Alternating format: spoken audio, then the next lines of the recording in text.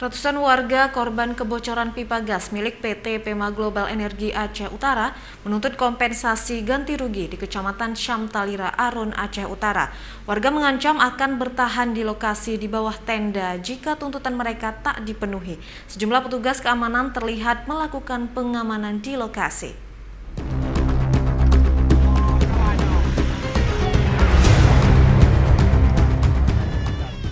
Ratusan warga korban kebocoran pipa gas menuntut kompensasi ganti rugi di Kecamatan Syamtalira, Aron, Aceh Utara. Ratusan massa jadi korban kebocoran gas pada pipa yang mengalirkan gas dari klaster 1 ke klaster 2 milik PT Pema Global Energi Aceh Utara. Warga melarang aksi pihak perusahaan memperbaiki atau menutup langsung lokasi saluran pipa gas yang bocor sebelum dilakukan pembayaran ganti rugi. Menurut warga, efek kebocoran mengakibatkan kerugian materi dan moral bagi masyarakat sekitar. Warga merasakan bau busuk mengakibatkan sakit kepala dan mual-mual, sehingga tidak bisa beraktivitas sehari-hari, yaitu bekerja ke ladang dan beraktivitas di sawah.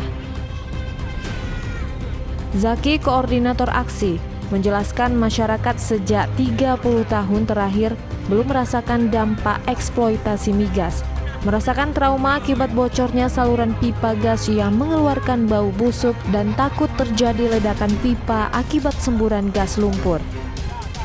Tuntutannya yang pertama kami suruh menutupi. Alhamdulillah orang ini sudah mulai bekerja. Yang kedua kami menuntut untuk dana kompensasi. Kemarin saya ada mendengar dari pengakuan dari masyarakat, mungkin ada yang nggak bisa di sawah karena atas kebocoran ini. Ada yang pusing waktu orang ini bekerja di sawah, gitu Pak.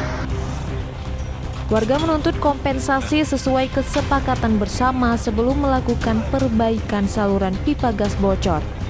Sejumlah petugas keamanan TNI Polri mengawasi aksi unjuk rasa di lingkungan proyek vital, mencegah aksi anarkis dan merusak prasarana. Massa mengancam akan menduduki lokasi kebocoran pipa gas jika kompensasi tidak dilakukan. Dari Kabupaten Aceh Utara, Muhammad Jafar Yusuf, iNews melaporkan.